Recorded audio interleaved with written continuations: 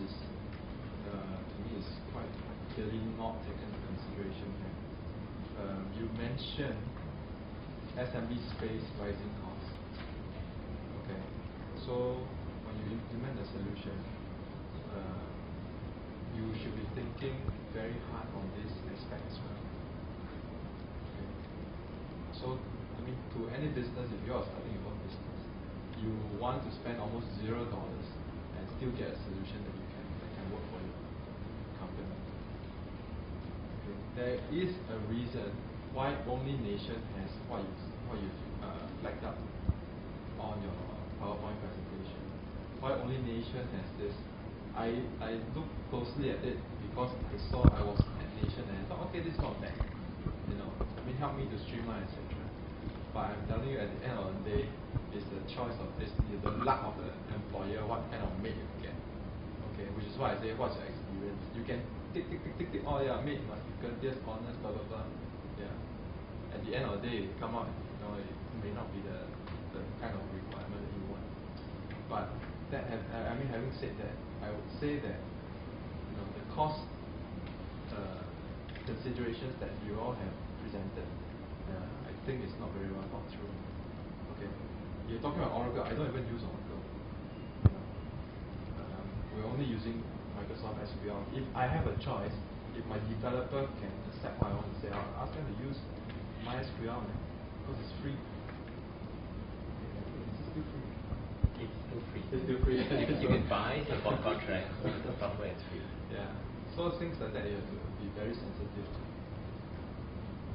Okay. And then obviously, to me the next thing is that if you have not interviewed anyone, then you are proposing hot air. You don't know what the problems are. You're just thinking that this is the problem. You know what I'm talking about? Yeah. You're just making assumptions that this is the problem. You're reading problems from maybe, you know, newspapers. Okay, yeah, this is the problem that I face. But if you have interviewed maybe at least 1 or 2 maid agencies, you will find out the real operational issues behind this. And like what Jane said, you know, 80%, 3 to 5 people, do they need something so sophisticated? They probably don't even know how to, you know, use Excel properly. You'll be surprised. You have the fortune of being educated now. Look, go to Bukit Timah shopping center, go and walk around the stores. Okay, go and walk around the retail shops. Look at the person that's sitting behind the counter. Talk to half of them use dialects to speak to internally sometimes. Okay, so this is the real situation. Yeah, you tell them business object. They'll tell you what business object. You know, is it the Hulu Soul business object or what? Okay, so you have to understand what is the problem that you're trying to solve, or understand the situation at hand.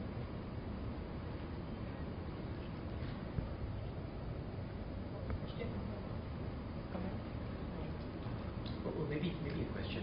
So on the one hand, you've been looking specifically at maid agencies, but have you thought about how you can take some of the ideas that you have and apply it to other situations where employment is at the core of it? You know, when you think about it, what you've got is a very specialized instance of HR applications. Have you thought about being able to extend this into related areas? Do you see a business opportunity there beyond maid agencies?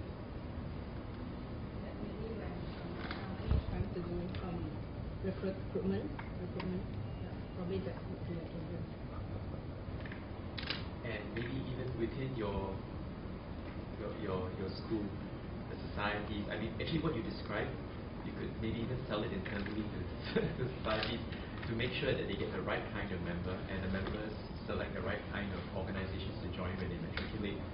The reason I'm suggesting this is because, you know, given that you haven't actually talked to maid agencies before, a lot of what you have there actually is fundamentally sound. It's just whether it's applicable to maid agencies. But you can actually take that and use it in many other situations. You can build prototypes, use it within your organizations, and by the time you graduate, you could actually have something quite powerful that you can take to the market. So in short, as per the objective of the